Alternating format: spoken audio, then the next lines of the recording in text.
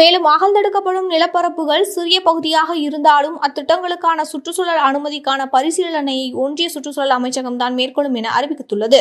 ஒன்றிய அரசின் இந்த அறிவிப்பு என்பது கனிமங்கள் மீதான மாநில அரசின் உரிமைக்கு எதிரானது மற்றும் மாநில அரசுகளின் உரிமையை பறிப்பதாகும். குறிப்பிட்டுள்ள 24 வகையான கனிமங்களை ஏலம் விடும் உரிமையானது ஏற்கனவே ஒன்றிய அரசிடம்தான் உள்ளது. இதனால் கனிம தொகுதியை ஒன்றிய அரசே ஏலம் விடும். அதில் மாநில அரசுகள் தலையிட முடியாது. பொதுமக்கள் கருத்துக்களும் கேட்கப்படாது. சுற்றுச்சூழல் அனுமதியும் ஒன்றிய அரசை வழங்கும். கனிமங்களை அகழ்ந்தெடுக்க பயன்படுத்தப்படும் சுரங்க நடைமுறை மற்றும் கடற்கரை தாது மணலில் இருந்து கனிமங்களை பிரித்தெடுக்கும் பணிகள் மிகுந்த சுற்றுச்சூழல் மற்றும் மக்களின் ஆரோக்கியத்தில் பாதிப்பை ஏற்படுத்தக்கூடிய பணிகளாகும். இப்பணிகளால் சுற்றுச்சூழல் நாசமாகும். கடல் அரிப்பு மேலும் தீவிரமடையும். வாழ்விட பாதிப்புகள் அதிகரிக்கும். கனிமங்களை அகழ்ந்தெடுக்கும் போது எழும் கதிரியக்க அபாயத்தால் நோய்கள் பல்கி பெருகும். கன்னியாகுமரி, திருநெல்வேலி, தூத்துக்குடி மாவட்டங்களில் கிரானைட், ரூட்டைல், சிர்கான், லுக்கோசின், சிலிமைன், இம்மைன், மோனோசைட் போன்ற கனிம வளங்கள் அள்ளி தோண்டி விற்று தனியார் நிறுவனங்கள் லாபம் அடைந்துள்ளன. ஆனால் சுற்றுச்சூழல் கடுமையாக பாதிக்கப்பட்டு பொதுமக்கள் பல்வேறு நோய்களால் பாதிக்கப்பட்டன. கன்னியாகுமரியில் இயங்கி வரும் IRSEL நிறுவனம் கிளியூர் தாலுகாவிற்கு உட்பட்ட